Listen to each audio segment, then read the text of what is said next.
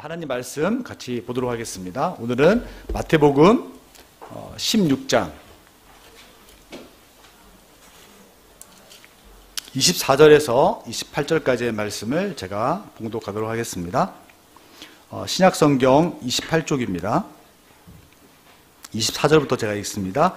이에 예수께서 제자들에게 이르시되 누구든지 나를 따라오려거든 자기를 부인하고 자기 십자가를 지고 나를 따를 것이니라. 누구든지 제 목숨을 구원하고자 하면 잃을 것이요 누구든지 나를 위하여 제 목숨을 잃으면 찾으리라. 사람이 만일 온 천하를 얻고도 제 목숨을 잃으면 무엇이 유익하리요? 사람이 무엇을 주고 제 목숨과 바꾸겠느냐? 인자가 아버지의 영광으로 그의 천사들과 함께 오리니 그때 각 사람이 행한 대로 갚으리라. 진실로 너에게 이르노니 여기 서 있는 사람 중에 죽기 전에 인자가 그 왕권을 가지고 오는 것을 볼 자들도 있느니라. 아멘. 오늘은 삶의 이유라는 주제를 가지고 여러분과 말씀을 나누려고 합니다. 여러분 디즈니 영화, 만화 영화 좋아하세요? 장진미 지사님이 좋아하시는군요. 디즈니 만화에는 항상 여주인공들이 많이 나오잖아요. 신데렐라 혹시 디즈니 만화인데 내용 다 아실 것 같고요. 저는 신데렐라 이야기를 들을 때 디즈니 이제 만화를 보면 항상 뒤가 궁금해요. 라푼젤은 잘 살았을까? 또 누구는 어떻게 됐을까? 그런 얘기 하는데 신데렐라 얘기를 생각해보면서 신데렐라는 행복했을까? 여러분 어떻게 생각하세요? 신데렐라 행복했을까요? 글쎄요, 모르죠. 행복했을 수도 있고 그렇지 않을 수도 있겠죠. 저는 이렇게 생각합니다. 신데렐라가 이제 정말 부엌댁이라고 하죠. 부엌에서 일하는 그냥 그런 일을 하다가 하찮은 일을 하다가 한 나라의 왕비가 되었잖아요.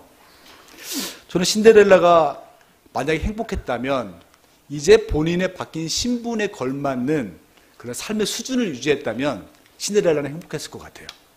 그러나 반대로 신데렐라가 왕비가 되었지만 여전히 작은 집에서 그냥 부엌 일을 하는 그런 사람으로 자기 자신을 인식하고 그 삶의 수준에 머물렀다면 신데렐라는 엄청 불행했을 것입니다. 아무리 산의 진미를 먹어도요.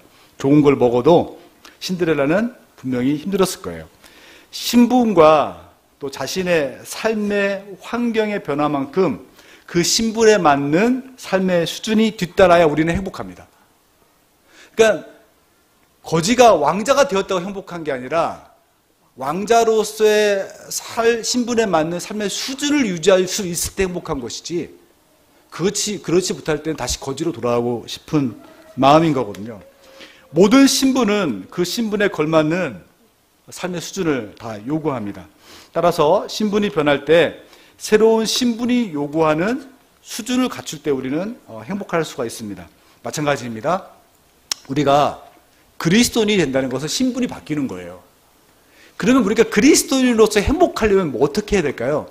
그리스도인다운 삶을 우리가 그 수준을 유지하며 살아갈 때 행복한 거예요.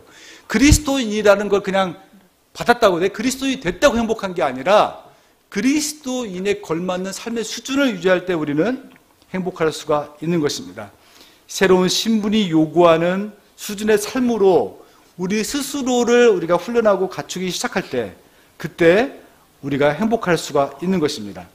하늘 씨앗교회, 우리 여러분이 주보를 잘 보셨는지 모르겠지만 우리가 하늘 씨앗교회잖아요. 영어로 그래 시드 처치라고 그냥 하거든요. 그래서 제가 하늘 씨앗교회를 저희 같이 이제 하면서 어떻게 우리 나름대로의 철학을 세워갈까 하다가 이 시드라는 그 이니셜을 가지고 4개의 영어를 사용해서 만든 게 있어요. 첫 번째는 뭐냐면 시드가 뭐냐면 서비스예요. 우리는 섬기는 교회가 되어야 된다. 그래서 저는 목요일마다 저희들이 같이 기도하는데 권사님들과 그리고 기도를 제목을 가지고 기도를 계속 하고 있는데요. 그때마다 첫 번째로 교회를 위해 기도할 때 이렇게 기도합니다. 하나님, 하늘 씨앗교회가 장애우와 함께하면서 사회 소외 계층을 섬기는 교회 되게 해달라고, 섬기는 교회가 해달라고 그렇게 기도를 하고 있습니다. 서비스죠. 두 번째 E가 뭘까요? 이번은 E는 에듀케이션입니다. 두 번째 제가 하늘 씨앗교회를 위해서 늘 기도할 때 이렇게 기도합니다. 하나님, 하늘씨앗교회가 하나님 말씀으로 다음 세대를 세우는 교회가 되게 해달라고 기도하고 있습니다. 너무 감사한 것은 올해 우리 남상혁 집사님 부부가 오셔가지고 이 교육이 시작됐다는 게 너무 큰 감사예요. 너무 감사하고요. 특별히 정말 다음 세대를 세우는 교회를 위해서 기도할 때 우리 교회 다음 세대들이 예수를 알고 예수를 믿고 예수의 제자가 되게 해주십시오라고 우리 아이들을 놓고 기도합니다. 유겸이도 우리 하리도 우리 상현이 이현이도 하나님 그런 아이 되게 해달라고 우리 아이들이 예수를 알고 예수를 믿고 예수의 제자까지 되게 해달라고 제가 기도를 하고 있습니다. 세 번째 이벤젤리즘이죠. 전도죠. 세 번째 우리 교회를 위해 기도할 때에는 하나님 하늘씨앗교회가 지역 사회와 일터에서 우리가 일하는 일터에서 복음을 전하는 교회가 되게 해주십시오. 그래서 온 성도가 복음서의 제자에서 사도행전의 제자, 복음서의 제자는 예수 그리스도를 만나고 아는 제자라면 사도행전의 제자는 삶에서 예수 그리스도를 전하는 제자 아닙니까? 그런 제자들이 되게 해달라고 삶이 선교가 되고 삶이 영혼구원의 교회의 목표를 이루어가는 그런 선교적 삶을 살아갈 수 있게 해달라고 기도를 하고 있습니다. 마지막 D는 드림이죠. 윤씨 목사님과 교회를 같이 연합하면서 같이 나눴던 이야기 중에 한 가지가 우리 교회에도 꿈을 가졌으면 좋겠다. 우리 교회가 장애인과 함께하는 교회이기 때문에 우리 교회가 사회적 기업으로서 역할을 좀 했으면 좋겠다. 그래서 우리 장애우들이 일할 수 있는 일터를 좀 마련해 주면 좋겠고 더 나아가서 목사님이 가지고 있는 꿈, 그 장애우 엄마들을 돌보고 장애우 가정을 돌보는 그러한 치료센터가 좀 생겼으면 좋겠다라는 그런 꿈들을 가지게 되었습니다. 그래서 우리는 하늘씨앗교회는 꿈이 있는 교회다. 꿈꾸는 교회다. 그런 하나님 나라를 꿈꾸는 교회가 되게 해달라고 그렇게 기도를 하고 있습니다. 예수님은요, 우리가 예수를 믿는 건 첫 번째로 원하시는 거죠. 근데 예수님은 우리 가운데 이렇게 말씀하셨어요. 나를 믿는 것으로 그치지 말고 너희가 제자가 되어서 많은 사람들에게 복음을 전하는 사람이 되어라. 이렇게 우리에게 말씀을 하셨습니다. 명령하셨습니다. 성경이 이렇게 말씀하죠. 예수께서 나와 말씀하여 이르시되 하늘과 땅의 모든 권세를 내게 주셨으니 그러므로 너희는 가서 모든 족속을 제자로 삼아 아버지의 아들과 성령의 이름으로 세례를 베풀고 내가 너희에게 분부한 모든 것을 가르쳐 지키게 하라. 명령을 하고 있습니다. 그러니까 예수님은요, 우리가 예수 믿고 그리스도인 되는 것에 만족하는 것이 아니라 예수를 믿고 난 다음에 제자로서 살아갈 것을 명령하고 있다는 것이 굉장히 중요한 것 같습니다. 예수님께서 말씀하신 제자의 삶이라는 것은 권유가 아니라 분명한 명령이었고 예수님의 최종 목적은 우리가 그리스도인이 되는 것이 아니라 그리스도의 제자가 되는 것입니다. 여러분, 그리스도인이 되는 것과 그리스도의 제자가 되는 것은 달라요. 근데 예수님의 목표는 우리가 그리스도인이 아니라 그리스도의 제자가 되기를 원하고 있다는 것입니다. 그런데 참 안타깝게도요, 많은 그리스도인이 예수 그리스도의 제자가 되는 것을 그냥 수준 높은 그리스도인의 삶 정도로 생각한다는 거예요. 예수님은 우리 가운데 분명히 말하기를 예수 그리스도의 제자가 되라고 말씀하고 있는데 예수 그리스도가 제자가 되는 것은 무엇인가 좀 특별한 사람들의, 헌신된 사람들의 삶이고 예수님의 제자가 되는 것은 선택사항이라고 생각할 때가 굉장히 많다는 거예요. 그렇지 않습니다. 예수님은 명령하셨다니까요. 그리스도인이 되지 말고 그리스도의 제자가 되어라. 저는 오늘 여러분과 함께 그리스도인이 왜 우리 그리스도인이 예수님의 제자로 살아가야 하는지에 대한 그 이유를 같이 한번 나눠보려고 해요. 그러니까 제가 전제를 하지만 우리는 그런 생각들을 많이 하죠. 제자 훈련 받고 예수 그리스도의 제자가 되는 것은 특별히 교회에 열심을 가진 사람이나 하는 것이지 뭐 나는 그냥 교회 잘 나오면 되지 뭐. 틀린 말은 아니에요. 그러나 예수님이 우리 가운데 원하시는 삶의 수준은 예수 그리스도의 제자지 그냥 그리스도인에 머무르는 걸 원치 않는다고요. 그렇다면 우리는 이런 질문을 던질 수 있죠. 나는 왜 예수 그리스도의 제자로 살아가야 될까? 오늘 본문이 그 해답을 분명하게 말씀해 주고 있습니다. 오늘 본문은요, 예수님께서 2차 갈릴리 전도 여행을 마치고 가이사랴 빌립보라는 지역에 이르렀을 때에 베드로와 제자들에게 했었던 말씀이에요. 가이사랴 빌립보가 어디 있냐면, 여러분 이스라엘 지도를 좀 아셔야 되는데, 여기가 갈릴리고요, 북쪽이. 밑에가 사해입니다, 사해. 근데 이 갈릴리 이 북쪽에서 약 40km 위에 있는 곳이 가이사랴 빌립보라는 지역인데, 이 지역을 통치하는 왕이 헤롯 빌립이었어요. 빌립. 자기 이름이 빌립이잖아요. 그리고 이 카이사르라는 말은 시저라는 말이에요.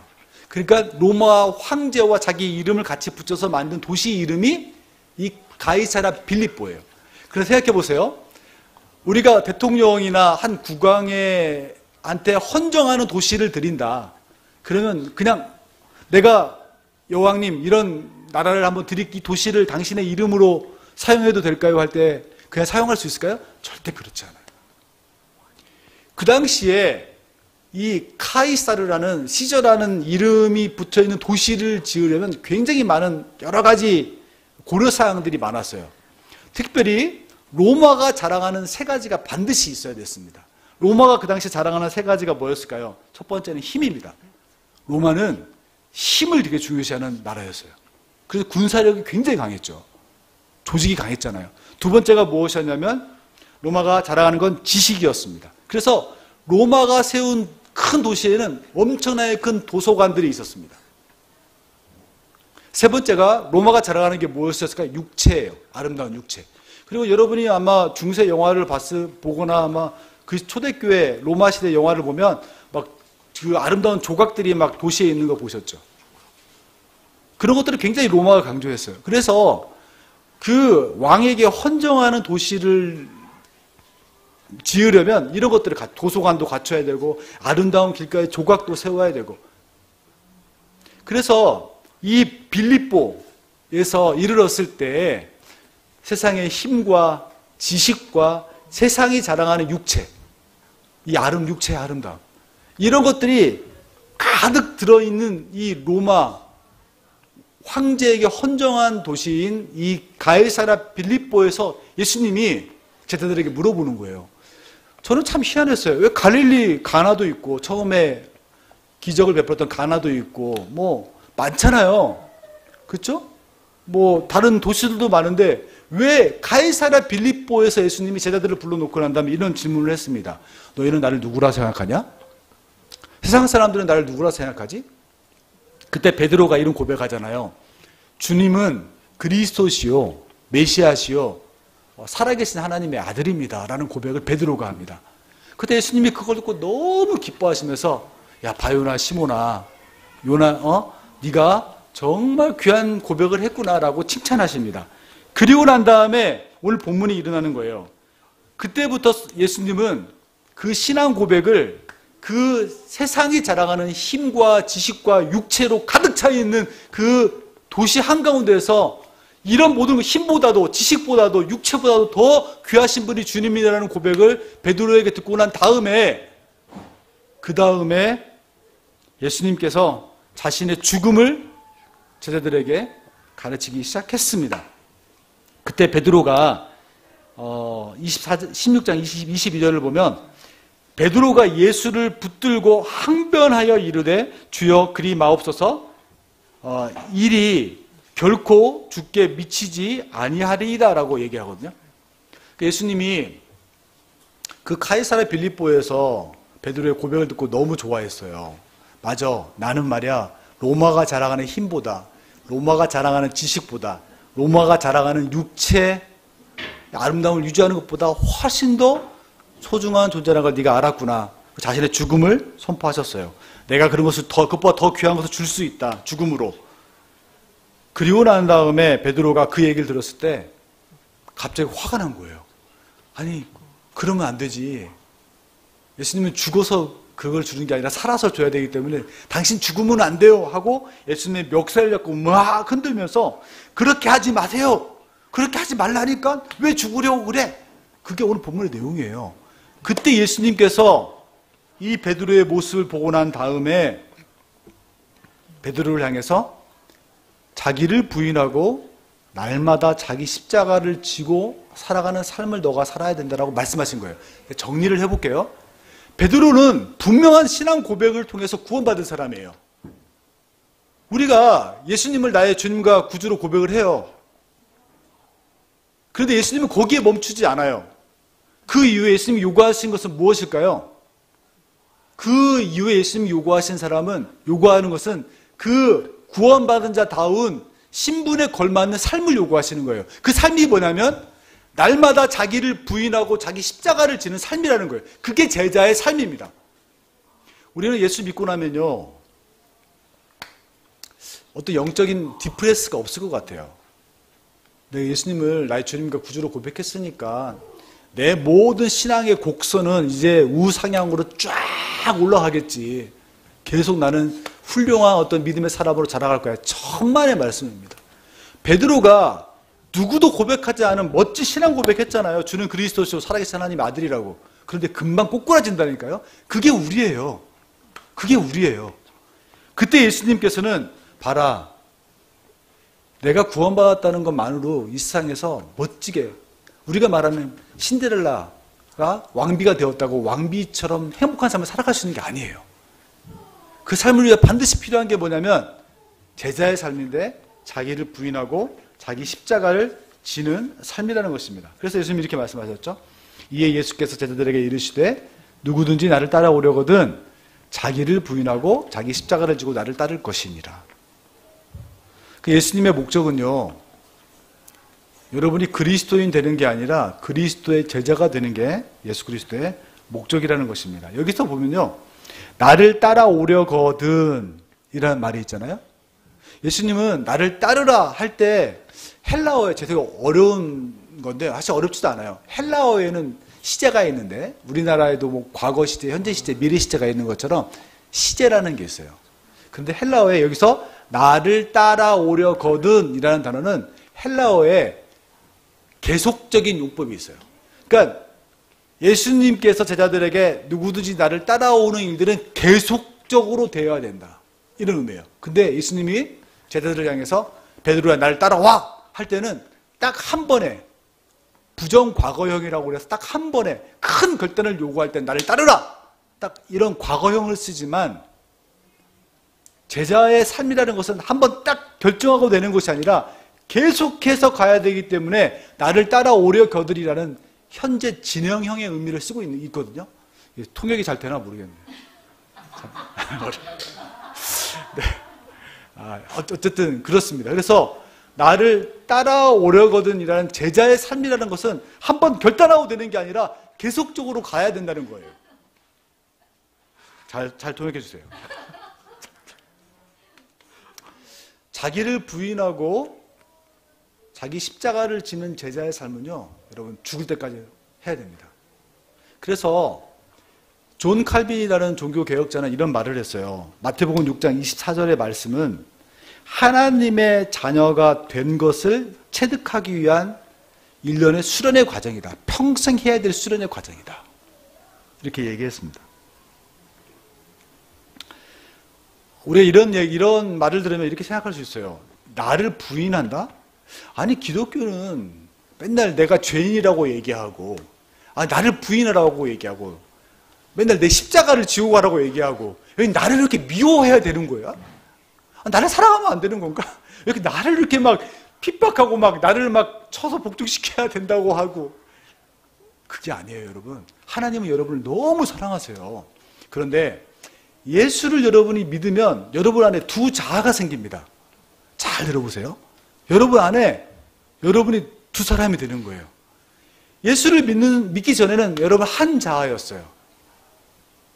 그것을 사도 베드로는 뭐라고 했냐면 조상의 망령된 행실이라고 얘기했거든요. 그러니까 우리는 죄인이기 때문에 예수를 믿기 전에 우리는 자아가 하나였어요. 나쁜 것만 생각하죠. 본질적으로 우리는 죄인이니까. 근데 예수를 믿는 순간에 우리 안에 새로운 생명이 생긴 거예요. 예수를 믿으면 조금 자아가 바뀌는 게 아니라 고린도전서 5장 17절을 보면 새로운 피조물이라 했거든요. 새로운 피조물. 완벽하게 새로운 생명이 하나 태어난 거라니까요. 이 새로운 생명이 내 안에 하나 있고 옛날부터 있었던 새로운 또 자아, 애자가 하나가 있는 거예요.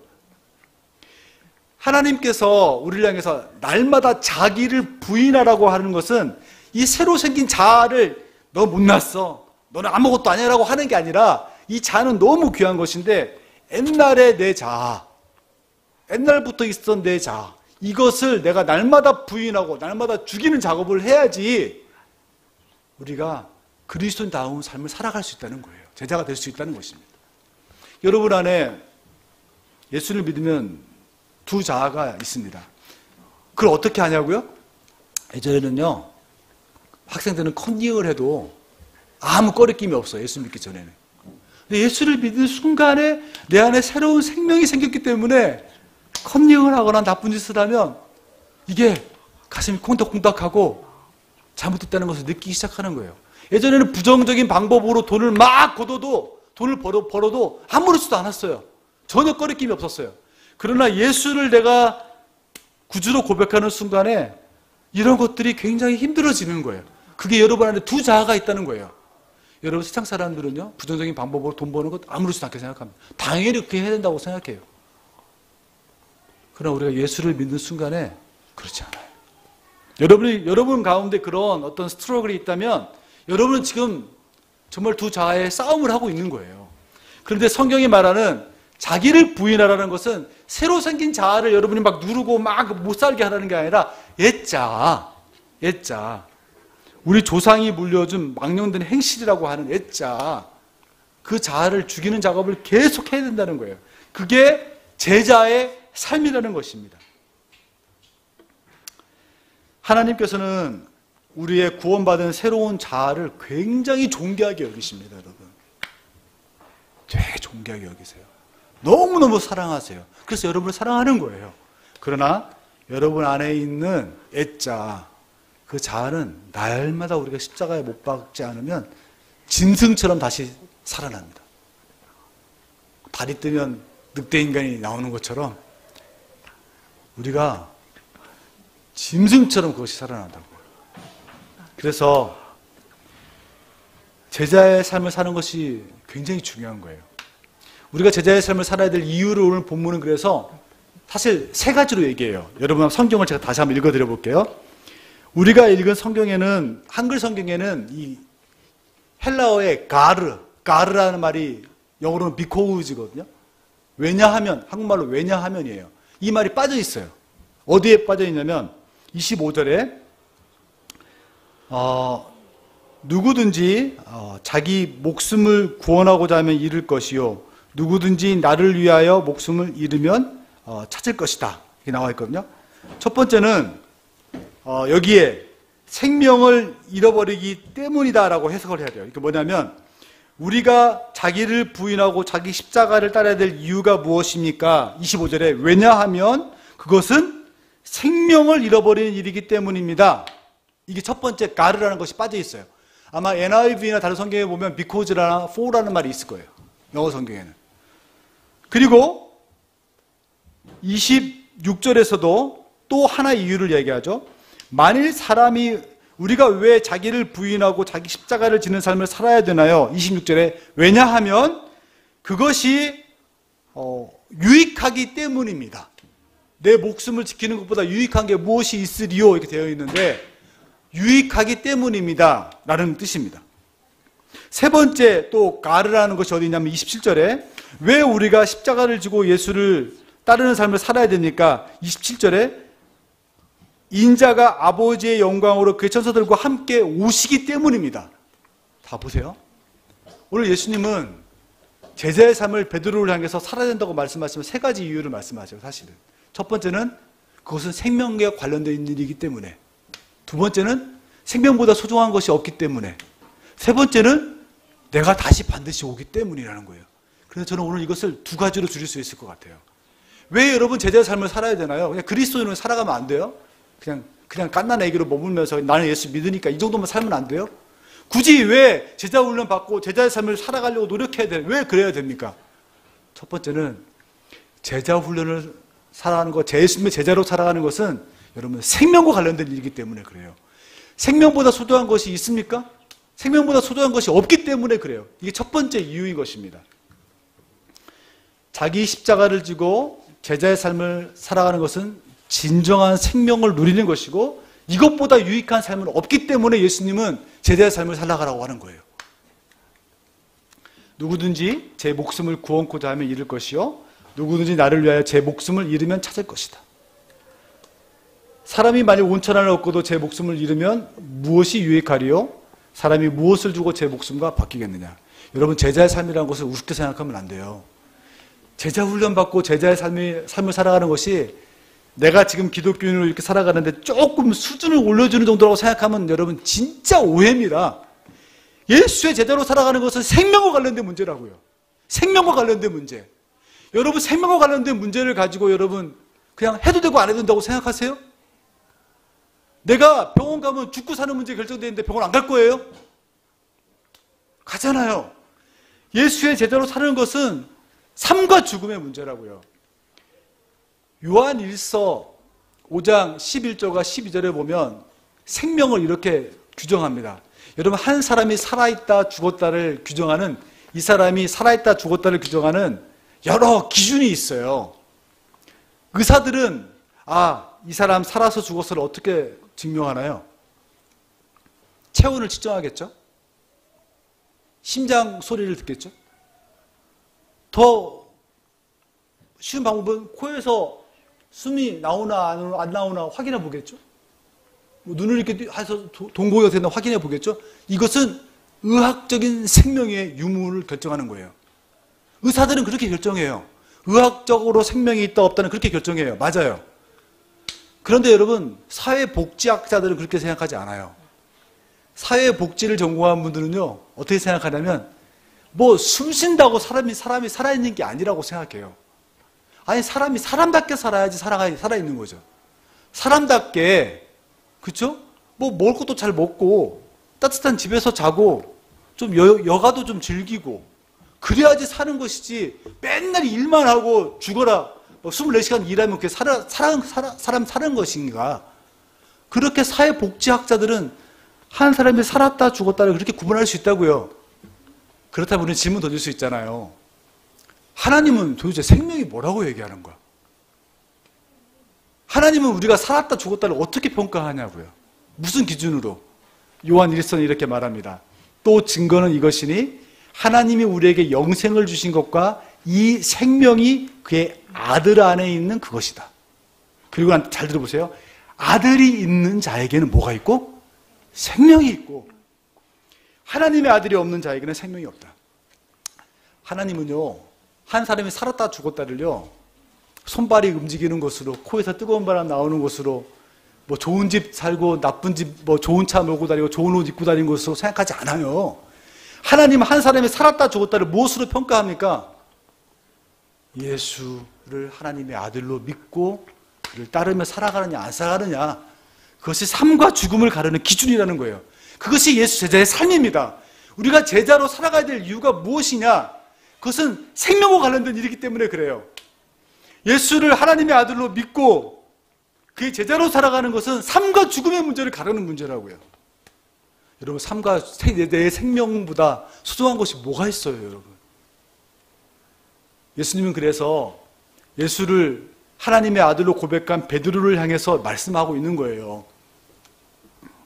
예수를 하나님의 아들로 고백했는데 너 봐, 금방 다시 자아의 모습이 너한테 드러나고 나를 향해 맥살을 부어잡고 자꾸 막 그렇게 얘기를 하는 너의 모습 보면서 네 안에 사단이 있다는 거 알겠지?